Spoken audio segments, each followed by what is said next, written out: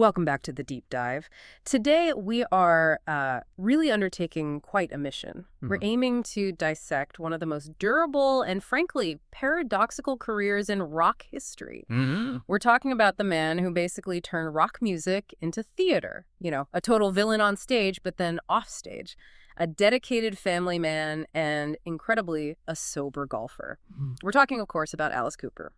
Yeah, in our deep dive today, it's really focused on unpacking that whole 5-decade evolution of Vincent Damon Furnier. He was born in Detroit in 1948. We really need to try and understand how the son of an evangelist became, well, the ultimate vaudeville horror icon. We'll be tracking his artistic influences, those profound personal struggles with addiction, and then the surprisingly complex, actually very stable life he leads today. The scope of his impact, it's just immense, isn't it? He's instantly recognizable. You hear that distinctive, raspy voice, and then, of course, the stage shows. Well, the shows. Elaborate, macabre, theatrical. Yeah. We're talking meticulous choreography, props, illusions, mock violence, just enough gothic torture to keep, 3 generations of fans completely thrilled. He didn't just join the pantheon of rock stars. He sort of pioneered a whole new way of performing. And that's exactly why he wasn't just called a rock star. He was, coronated the Godfather of Shock Rock. Right. And what makes that Alice Cooper persona so powerful, I think, is his ability to synthesize genuinely disparate elements. You know, he took the chaos, the raw power of garage rock, proto-punk, injected it with the high-concept drama of, vaudeville theater, and then overlaid the whole thing with the gruesome aesthetics of B-horror films. Yeah. This wasn't just noise. It was calculated. It was revolutionary performance art. And it permanently transformed rock showmanship. And the numbers, they really back up his endurance. I mean, 30 studio albums, over 50 million records sold worldwide, and he's still headlining major tours well into his late 70s. It's incredible. And in 2011, the original lineup, they were rightfully inducted into the Rock and Roll Hall of Fame. Finally. Yeah, but, if you only fixate on the gallows and the snakes and all that, you really miss the man who is far more multifaceted than the character. Sure. I mean, beyond the stage, he's a credited film actor, he's a successful restaurateur, and he's hosted his syndicated classic rock radio show, Alice's Attic, since, 2004? Right, still going strong. And he's also known in celebrity circles as this passionate, almost professional golfer. That golf angle is truly one of the great surprises in the sources, isn't it? We absolutely have to circle back to that later. Oh, definitely. But let's not overlook his philanthropic impact either. His Solid Rock Foundation in Phoenix, Arizona. It provides free music, art, vocational programs, all designed specifically for at-risk youth. It's an incredibly constructive, positive existence for a man who, made his career by staging his own nightly executions. The ultimate paradox right there. Absolutely. So, okay, to appreciate the depth of the stage monster, we kind of have to start right at the beginning. Vincent Damon Furnier's upbringing. It was quite religious. Yeah, his father and his paternal grandfather were both evangelists in the Church of Jesus Christ. Born in Detroit, then the family moved to Phoenix, Arizona after he suffered a series of childhood illnesses. He went to Cortez High School there. Right. And the birth of this legendary group came from the most unlikely of places. A high school cross-country team skit, 1964. Seriously? A skit? Yeah, they started as the Earwigs. And the brilliant detail here, the band wasn't even serious yet. They used costumes, wigs, the whole deal, to look like the Beatles. But they were actually performing parodies of Beatles songs. No way. Yeah, modifying the lyrics specifically to reference the track team. It was all a joke. That's hilarious. They were playing purely for laughs, and crucially, only the guitarist, Glenn Buxton, actually knew how to play an instrument at first. The rest, they were just miming their parts. Wow. But they won the school talent show. And the audience response was so strong, they decided, okay, let's become a legitimate band. They pooled their money for actual instruments, taught themselves how to play, and that foundation quickly evolved into the Spiders and then briefly Nas. Okay, that brings us to 1968, the definitive name change. They realized they needed a better handle than Nas because Todd Rundgren already had a band with that name, right? Exactly. So they chose Alice Cooper. Now, think about that name. It sounds completely innocuous. Yeah. Wholesome, even kind of sweet. Totally, like your friendly neighbor. Right. And that name choice was pure marketing genius. Yeah. Because it provided the maximum possible, just hilarious contrast with their increasingly dark, bizarre image and their loud, aggressive music. Brilliant. So how did that bizarre androgynous image actually come together? It seems like such a specific blend. Well, it's a fascinating case study, really, in blending high and low culture. Cooper, remember, he was an art student. Yeah. So he pulled from some truly odd cinematic sources. He often cited two main visual influences that were pretty foundational to the persona. Okay, let's unpack this visual recipe, because this feels like where the character truly takes shape. He specifically cited Bette Davis in that 1962 film, Whatever Happened to Baby Jane, which is a very dark choice. It's crucial, yeah. But not for glamour. Cooper was inspired by the grotesque nature of the character, specifically that disgusting caked makeup and the heavily applied deep dark black eyeliner. It suggested decay, madness. Okay, I see it. And this was combined with a much sleeker kind of sci-fi influence. Which would be Anita Pallenberg as the great tyrant in the 1968 cult film Barbarella, is that right? Exactly that one. When Cooper saw her wearing those long black leather gloves with switchblades coming out of them, he said he knew instantly. That's what Alice should look like. Wow. So you take the decayed makeup of Baby Jane, combine it with the aggressive, futuristic dominatrix gear of the great tyrant. And we also have to give credit to Frank Zappa's all-female signed act, the GTOs. Yeah, they played a major role in developing their early, more theatrical, androgynous look. Apparently, they often dressed the Cooper boys up like full-size Barbie dolls. Your phrase. Okay, so this fully formed, visually striking, but still commercially struggling band. They move to LA, play this famously awful room-emptying gig. But manager Shep Gordon spots them. And he gets them an audition with Frank Zappa, who ran Straight Records. And this is where the legend truly, truly begins. Zappa, who was actively looking for really bizarre, unclassifiable acts, he told the band to come over at 7 o'clock. Standard enough. Except the band's still a bit dazed, chaotic, you know. They mistakenly thought he meant 7 in the morning. Oh, no. Oh, yes. They showed up at dawn, plugged in, and basically woke Zappa up by playing their incredibly loud, very particular brand of psychedelic, garage-infused rock right outside his house. Oh, my God. And Zappa? Instead of kicking them out, he was apparently so impressed by their sheer commitment to aggressive weirdness at such an ungodly hour that he signed them immediately to a 3-album deal. It was a perfect match for a label that was actively seeking the unconventional. That is just perfect Zappa, isn't it? Absolutely. And Zappa understood the value of chaos, which brings us directly to the infamous chicken incident in 1969. This moment really accidentally created the entire concept of shock rock. Okay, detail the origins of the chaos for us. The story is legendary. Right. So the band was playing the Toronto Rock and Roll Revival concert. Somehow, a live chicken ended up on stage.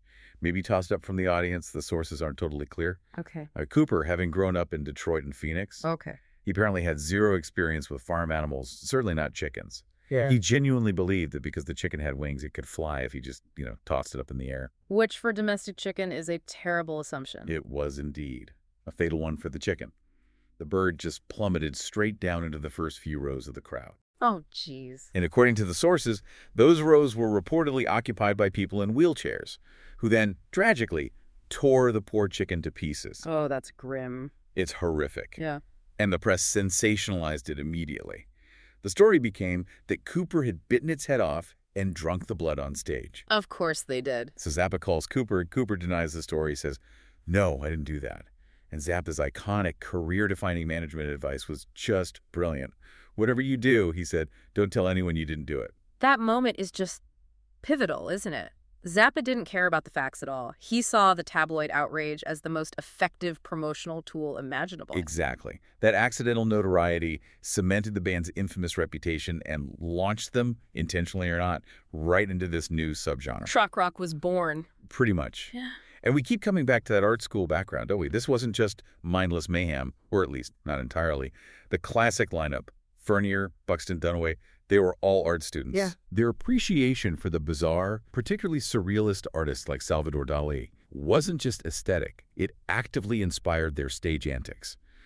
They were deliberately trying to translate the nonlinear, often violent imagery of surrealism into a live rock show. Fascinating. Art school kids creating chaos. Hashtag 3 of 3. the classic Alice Cooper Band era, 1970 and 1975. So that surrealist sensibility combined with their raw Detroit roots that really propelled them toward their major breakthrough, didn't it? The LA scene, Cooper described it as being on acid. It just wasn't working for them. So the band decided to relocate to Pontiac, Michigan around 1970. Yeah, and this move was absolutely crucial for their survival. They left that psychedelic kind of contemplative LA scene and landed squarely in the proto-punk heartland, Detroit. Their act resonated there. Perfectly. Their violent, aggressive, beer-fueled kind of anti-peace love act, it clicked. Detroit crowds, they were used to the primal energy of the Stooges, the MC5. Right. They immediately embraced Alice Cooper's bizarre act. It just made sense there. Was that famous statement, "We wanted to see what was next. We drove a stake through the heart of the love generation." Was that truly descriptive of their music, or was it mainly just brilliant marketing? A way to separate themselves from the fading hippie thing? You know, I think it was both, and that's probably why it worked so powerfully. Their early music was aggressive, it was loud, but the stage act was also a calculated, almost satirical rejection of the peace movement. Okay. They were into fun, sex, death, and money when everyone else was still, talking about love and flowers. That contrarian stance made them seem dangerous and fresh. A necessary counterpoint to the counterculture, maybe. Yeah, that makes sense. And their ascent really got formalized when they teamed up with producer Bob Ezrin in the autumn of 1970. He seems absolutely pivotal. Oh, Ezrin's impact cannot be overstated. He helped them structure their sound, focus the chaos, Love It to Death, which was their final album under the Zappa contract. It yielded their first major success. The single, I'm 18, cracked the Billboard Hot 100. The breakthrough. Yeah, and when Warner Bros. Bought their contract, they aggressively promoted that album, launching them into mainstream success. And Ezrin's commitment was long-term. He ended up producing, 11 total Alice Cooper albums? He shaped the narrative structure of the shows as much as the music. So by 1971, the stage show had fully formalized into this morality-based theatrical event. They were sporting those tight, sequin, color-contrasting glam rock costumes. Courtesy of fashion designer Cindy Dunaway, yeah. Right. And escalating the theatrics into a full narrative, that androgynous persona was now, fully weaponized as a threat to societal norms. The music basically became the soundtrack to a full-blown production. After the Killer album in '71, the stage show incorporated genuine special effects, choreography. Right. You had the famous mock fights, the use of a live boa constrictor, Some snake. the gruesome chopping of bloody baby dolls with an axe, and it all culminated in that iconic staged execution either by electric chair or hanging. The shows were becoming truly cinematic in their scope and detail. And then, 1972, the anthem, the one that's still played on classic rock radio every single day, School's Out. Huge. Yeah. Absolutely huge. That single went to #1 in the UK, top 10 in the US, secured them global success, cemented their place in rock history, period. And the commercial success was matched by massive controversy, right? Which Cooper brilliantly leveraged perfectly. Oh, yeah. In the UK, you had the Christian morality campaigner Mary Whitehouse. She successfully petitioned the BBC to ban the video. Right. And this is the moment where Cooper's genius as a publicist just shines. He didn't fight her. He sent her a large bouquet of flowers, thanking her for the priceless publicity she generated. He just understood that outrage was currency. Incredible. That genius for promotion carried them straight to their commercial peak in 1973 with billion-dollar babies, #1 in both the US and the UK. Yep. And that album featured the hit Elected, which, interestingly, provided one of the very earliest examples of an MTV-style, high-production storyline promo video years ahead of the curve. They were really innovators. Absolutely. And the subsequent megatour was legendary. It broke box office records previously held by the Rolling Stones, and this is where the special effects reached their ultimate peak of complexity. Like what? Well, the sources confirmed that the apparatus, the guillotine, the whole dental psychosis scene with giant dancing teeth, it was designed and built by the professional stage magician James Randi. The amazing Randy. Seriously. The very same. Sometimes he even appeared on stage playing the executioner role. This level of technical complexity really proved they were serious theatrical artists, not just, loud musicians making a racket. But that relentless schedule, the grinding nature of it all, it took its toll, didn't it? Muscle of Love in '73 was the final studio album from that original classic lineup. Yeah, the grueling nature of the tour. It's chronicled pretty unflatteringly, actually, in Bob Green's book, Billion Dollar Baby. It documents a group just plagued by total disharmony, exhaustion. Burnout. Total burnout. They agreed to what they publicly framed as a temporary hiatus in 1974. However, Vincent Furnier used this time to launch his solo career in 1975 with the concept album Welcome to My Nightmare. Ah, the split. And here's the truly crucial legal and identity step. Oh. To avoid any protracted legal complications over the band name. Furnier legally changed his name to Alice Cooper. Wow. The persona had officially, legally become the man. Yeah. Hashtag Tag 5e. The Solo Journey, Nightmares, and the Blackout albums. So the solo career kicked off with a huge splash, right? Welcome to My Nightmare in 1975, a detailed concept album based on the nightmares of this character named Stephen. It was a massive undertaking. Huge. It featured the great horror movie star Vincent Price doing narration. Incredible. Plus Lou Reed's backing band providing the musical foundation. It was a major production. And the resulting stage show, the TV special, The Nightmare, they set a new standard for rock theatricals, didn't they? Absolutely. It was full concept rock. It culminated in scenes like the decapitation of an 8-foot-tall furry cyclops on stage. Cooper was now focused on crafting a single, cohesive, grand narrative performance. It was far beyond the initial garage rock mayhem. Yet while he was expanding this artistic vision, the sources reveal his offstage life was, well, spiraling pretty rapidly in the 1970s. This was the era he co-founded that legendary, maybe infamous, celebrity drinking club at the Rainbow Bar and Grill in West Hollywood. Ah, yes, the Hollywood Vampires. That's the one. And this brings us to the really serious and dark core of this period. The descent into severe, genuinely life-threatening alcoholism. Yeah. By 1977, the addiction was just overwhelming. The quantities mentioned are staggering. Yeah, the sheer volume of alcohol he was consuming daily. The sources mention rumors of up to 2 cases of Budweiser and a bottle of Seagram's 7 Crown whiskey every day. That's unsustainable, just physically. Totally unsustainable. It was a crisis of existence, really. So he recognized the danger. He checked himself into a sanitarium. He did. And the amazing twist here is that this profoundly difficult experience became the direct inspiration for his 1978 album, From the Inside. Right, the one he co-wrote with Bernie Taupin. Elton John's famous lyricist, yeah. And the subsequent tour was based entirely inside the setting of an asylum. He turned his trauma into art again. But the struggle wasn't over, was it? No, not at all. What's so artistically fascinating, and I guess personally tragic, about this era is how the lines between the persona and the man just completely collapsed under the pressure of addiction. His behavior wasn't really satire anymore. It was genuine self-destruction. Yeah. And this instability led directly into the era known as the Blackout albums in the early 1980s. And this wasn't just like a tough creative period. Cooper himself later confessed he literally cannot remember recording these records because of a severe cocaine addiction at the time. A whole decade lost to memory. It's chilling.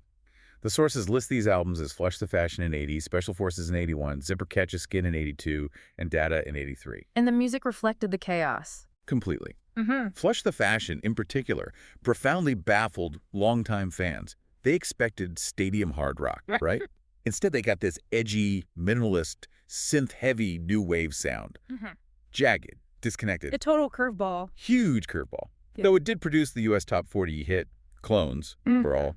But yeah, the musical pivot was definitely driven by instability. And the personal crisis, it came to a head by mid-1983 after Dada. Yeah. He was hospitalized again, this time with a severe diagnosis, alcoholism and cirrhosis of the liver. The doctors were deeply concerned about his survival. This sounds like rock bottom. It really does. But his recovery story is genuinely one of the most powerful narratives in rock history. He credits his commitment to his Christian faith for a recovery that doctors actually labeled miraculous. Wow. He stated that his addiction was literally taken away by Jesus Christ, and this commitment, it proved utterly durable. He has remained completely sober ever since. That's incredible. This transformation, this newfound stability, it allowed the artist to return to his craft, but now with a solid foundation. Which fueled a major mid-'80s revival, right? He signed with MCA Records. Yep, released Constrictor in 86. That included the theme song, He's Back, The Man Behind the Mask, for the movie Friday the 13th, Part 6. Jason Lives. Perfect fit. Couldn't be better. And that was followed by Raise Your Fist and Yell in 87. And the tours, The Nightmare Returns, they went back to being controversial. Oh yeah, big time. They were heavily influenced by the contemporary slasher horror film movement, which caused massive controversy, especially in Europe. The show included really realistic mock violence, lots of gore, which led to a British Labour MP, David Blunkett, calling for the show to be banned outright in Britain. He said Cooper's behavior goes beyond the bounds of entertainment. Vintage Cooper. Still provoking genuine moral outrage, even then. Absolutely. And interestingly, the German government actually successfully pressured the promoters to remove some of the gorier segments of the show there. But the danger wasn't all manufactured, was it? There was that accident in '88. Right, a near-fatal accident. During a rehearsal of his signature hanging execution sequence, a safety rope broke. He was nearly asphyxiated for real. Terrifying. A horrifying reminder of the real risks involved in that level of theatricality. Definitely. His biggest commercial comeback, though, arguably arrived in 1989 when he signed with Epic Records. The album Trash, produced by the hitmaker Desmond Child. Ah, Desmond Child knew his way around a hit. He certainly did. That partnership led to the global smash hit Poison, #2 in the UK, #7 in the US. It absolutely cemented his return to the mainstream. Alice was back. So moving into the 1990s, Cooper's role seemed to shift a bit, didn't it? From being purely a shock artist to maybe more of a clever cultural satirist. I think that's right. The 1991 Career Chronicle video, Prime Cuts, captured this perfectly. Yeah. It features producer Bob Ezrin summing up the enduring persona. He says, he is the psycho killer in all of us. He's the perpetrator, he's the victim. It showed a recognition that he was using this high-concept horror to explore, deeper moral themes. And nothing crystallized the public's understanding of that dual nature, the terrifying artist versus the witty intellectual, better than his iconic cameo in Wayne's World in 1992. Oh, that scene is just a masterpiece of cultural recognition, isn't it? Totally. The main characters, Wayne and Garth, they watch him perform the violent Feed My Frankenstein, totally in awe, and they meet him backstage, and he's this calm, highly articulate intellectual Who proceeds to discuss Milwaukee history in depth. Yeah, and their reaction, kneeling down, chanting, "We're not worthy, we're not worthy," it instantly became this massive pop culture moment. It did, because it highlighted the absurdity of the caricature compared to the genuine articulate man behind it. It sort of allowed the audience to enjoy the shock, knowing the intellect was firmly in control. So let's unpack the artistry a bit more. His foundational influences, they're actually broader than many people probably realize. Oh yeah, he cites a profound debt to the British invasion bands. The Yardbirds, the Beatles, the Who, the Rolling Stones. He often told interviewers that contemporary rock artists had forgotten to listen to the Beatles. Interesting. But the truly defining influence on the shock component specifically, that was Arthur Brown. I am the god of hellfire. That's the one. Cooper saw Brown perform his 1968 song Fire, wearing black and white corpse paint and, famously, a burning headpiece. Cooper described the moment as being like all my Halloweens came at once. He realized right then that theatricality, costume, fire, it could elevate the entire rock experience beyond just the music. And the list of unlikely celebrity fans is incredible, too. Groucho Marx, Make West. Yeah, both reportedly saw his early shows, and they viewed them not as rock concerts, but as a modern, high-concept vaudeville revue. They recognized the sheer showmanship involved. That's amazing recognition. And then, of course, the pivotal connection to the surrealist art world, Salvador Dali. Right, Dali was a fan. A huge fan. He attended a show in 1973 and was so captivated, he immediately described it as surrealist. Dali was so taken by the visual chaos that he created a hologram of Cooper's brain, titled First Cylindric Chromo Hologram Portrait of Alice Cooper's Brain. A hologram of his brain. Only Dali. Exactly. And for the band, remember, these were art students originally, having their work validated by the master of surrealism himself. That was the ultimate critical approval. Proof that they had successfully merged high art and low culture. Even Bob Dylan apparently called him an overlooked songwriter. High praise indeed. And his activity, it never really waned in the 2000s and beyond, did it? Not at all. We saw a return to heavier, more industrial rock with albums like Brutal Planet in 2000 and Dragontown in 2001, which surprisingly perhaps explored themes directly connected to his born-again Christian faith. That's a fascinating turn. Yeah. He also co-founded the supergroup Hollywood Vampires in 2015 with Johnny Depp and Joe Perry. Still rocking. And his career longevity keeps delivering these wonderful cultural moments. Like in 2018, he got rave reviews for playing Herod in NBC's Jesus Christ Superstar live and concert. Yeah, people loved his magnificently scenery-chewing performance. And we absolutely have to mention the ultimate full circle moment just announced. April 2025, the original Alice Cooper band members, Bruce, Dunaway, and Smith, they reunited for The Revenge of Alice Cooper, their first full band studio album in over 50 years. Incredible. After everything. Wow. So, circling back to the man behind the makeup, his personal stability seems really centered on his marriage to Cheryl Goddard. Absolutely. She was a ballerina instructor and choreographer in his show from 75 to 82. They married in 1976. And despite a brief divorce filing back in 1983, during his absolute deepest addiction struggles, they reconciled. Still together today. That's rare in rock and roll. It really is. They built a deep partnership. Cooper has often stated that they have a life pact, clarifying some recent headlines about a death pact. But maybe more significantly, his hard-won sobriety has made him a mentor figure. Right, helping other musicians. Yeah, he actively counsels other musicians grappling with addiction. Notably, Dave Mustaine of Megadeth, who actually calls Cooper his godfather. Cooper received the Stevie Ray Vaughan Award for this crucial work back in 2008. That's fantastic. And replacing that severe alcohol addiction, we mentioned it earlier, golf. Golf. The sources confirm it. He credits the sport as a critical element in maintaining his sobriety and structure. Plays 6 days a week, apparently maintains a surprising handicap of 4. A handicap of 4? That's serious golf. Very serious. He even authored the autobiography, Alice Cooper, Golf Monster. Amazing. This discipline and stability, though, it raises an important question about the character versus the man, doesn't it? Particularly concerning his long-standing philosophy that politics should never be mixed with rock music. Yeah, he has consistently described himself as extremely non-political and a moderate. And he's historically been quite vocal in criticizing musicians who use their platforms for political campaigning. Yeah. I remember in 2004 he called musicians campaigning for Democrat John Kerry treason against rock and roll. He did. He suggested that if he hadn't already been a Bush supporter, he would have switched his allegiance simply based on who was campaigning for Kerry. A strong statement. Very strong. And we have to report impartially on his more recent public commentary, just drawing from the source material we have, even when it seems to, well, maybe contradict his stated non-political philosophy. Right. In 2023, he made remarks in an interview concerning the transgender community, calling gender-affirming care a fad, which subsequently resulted in the loss of a cosmetics branding deal for him. Okay. And furthermore, in a 2025 interview, he expressed specific support for Donald Trump. Yes. The sources quote him claiming that America had gotten so woke under the Biden administration that the pendulum swung back. And he explicitly finished that thought by saying that in a major confrontation, you don't want a poodle, you want a pit bull. Direct quote. So these recent public stances, regardless of, your personal view on them, they clearly show his willingness now to speak out on social and political topics, even while maybe still maintaining that official position that rock and politics should remain separate. It just adds another layer of complexity, doesn't it?